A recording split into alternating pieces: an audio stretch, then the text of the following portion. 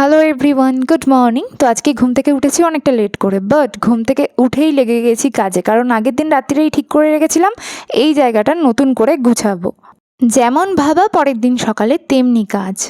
যেমনটা দেখছো ভিডিওতে, কয়েক সেকেন্ডের মধ্যে এগুলোকে গুছিয়ে নিলাম। গুছাতে কিন্তু অনেকটা সময় গিয়েছিল।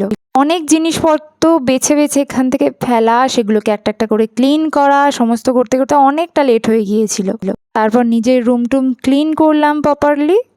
এইসব করার পর আমি ভাবছি আজকে আমার লাঞ্চ জুটবে কি তাই সন্দেহ। বাইরে দেখি মুষলধারে বৃষ্টি হচ্ছে।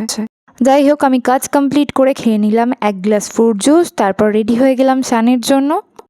তো বাইরে যতই বৃষ্টি হোক না কেন, গরম কিছুতেই কমছে না। স্নান করে চলে আসি আমার একটু স্কিন কেয়ার করতে। স্কিন কেয়ার করে আমি করে নিই লাঞ্চ। লাঞ্চের পরে আমি খাই আমার পছন্দের একটা ফল। তো তোমরা কেউ জানলে নামটা বলো তো, এটা কী ফল?